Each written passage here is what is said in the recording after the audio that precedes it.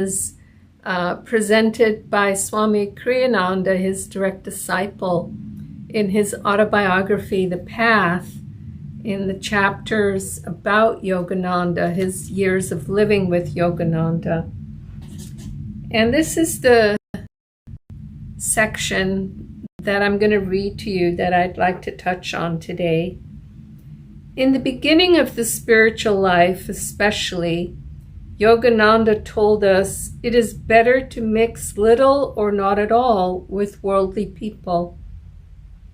For it is essential that one's heart be strengthened in preparation for making this heroic gift to God of every desire, every thought, every feeling. No weakling can ever make so total a self-offering. Cowards quickly fall by the wayside. None who enter the spiritual path for its superficial glamour alone can survive tests that have no other purpose than to assault the devotee's every natural inclination. The more completely one can identify himself with the consciousness of complete self-surrender, the more likely he is to succeed in his spiritual search. Phew, that's a big one for many of us. And I want to just speak briefly this morning about my own tests in that way.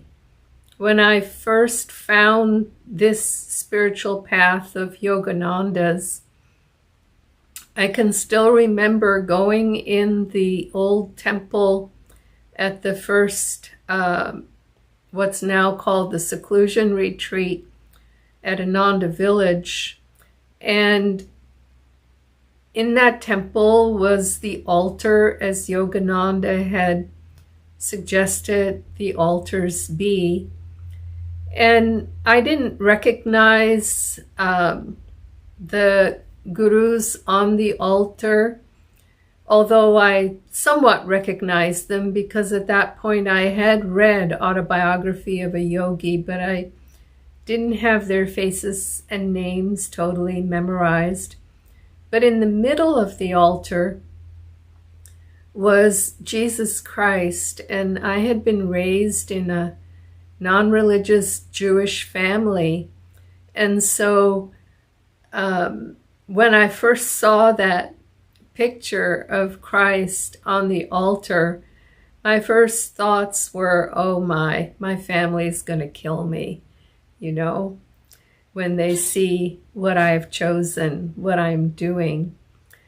And sure enough, through the years, I got a fair amount of pushback from my relatives, and the friends that I had at the time sort of fell away, in part because I was spending more and more time with new friends at Ananda, but in part also because we simply had different interests at that point.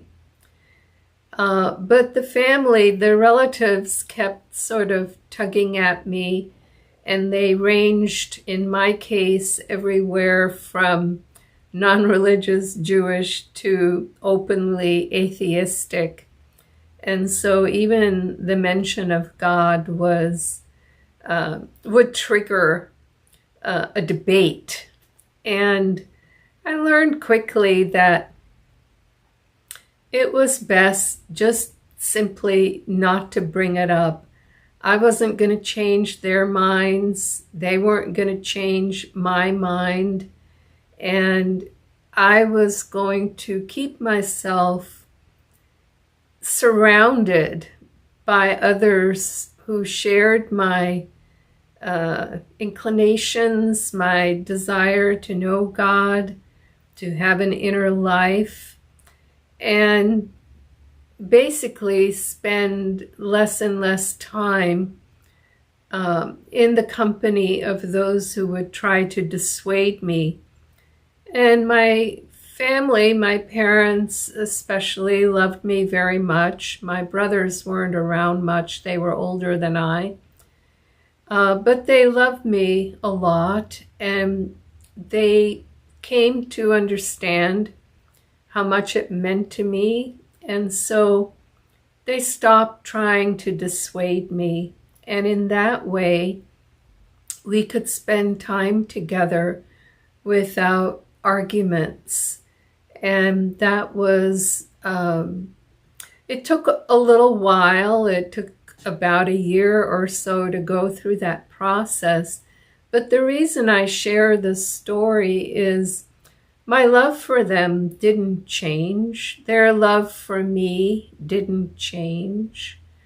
But we had a mutual understanding that there were certain subjects that were just simply off limits. And because I stood strong in that, in my center, they respected that and they honored that, and it worked fine. But, you know, Ananda village in those days was in the Sierra foothills. It was 3.5 hours away from the Bay Area, Berkeley, where I'd been living and going to university.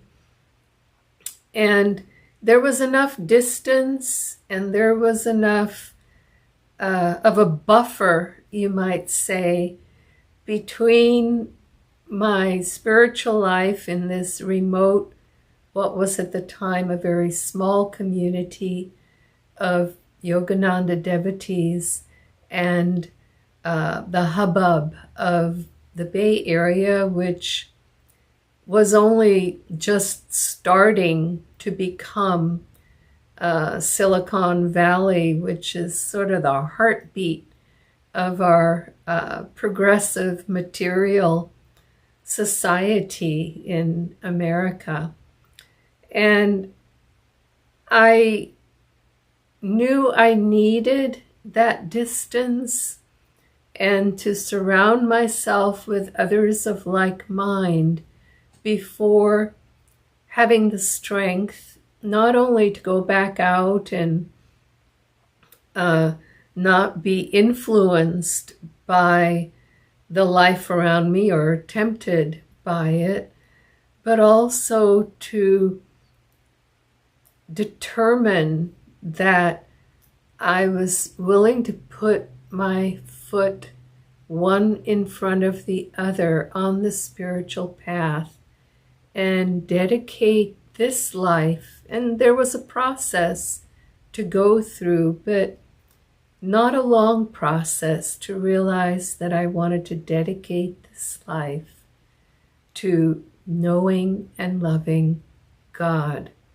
It takes, I was just watching a talk by Jyotish and Devi, Nayaswami's Jyotish and Devi, at Ananda village, where there's Inner Renewal Week.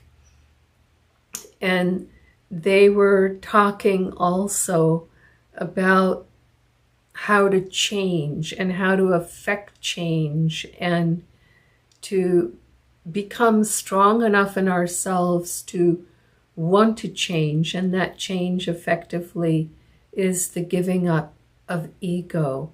And in order to rise above and not be taken down by the tests that come to us through desires and temptations for a different life or an easy life or an easier life, we have to raise our own energy to rise above those tests.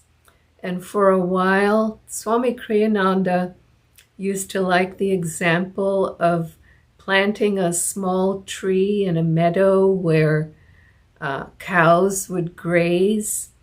And in the beginning, you have to plant a little fence around it until the trunk of the tree becomes strong enough and the tree grows up enough that the fence can be taken away and it can provide shade for the cows can rub against it and not destroy the tree in the process. So it's not forever, but it's for long enough until the tree of our consciousness is strong enough to be able to provide the love that we experience in our own hearts with all whom we meet, and not be tested by the world around us, but to enhance spiritually the world around us. Joy to you, and we'll see you again tomorrow. Blessings. Bye-bye now.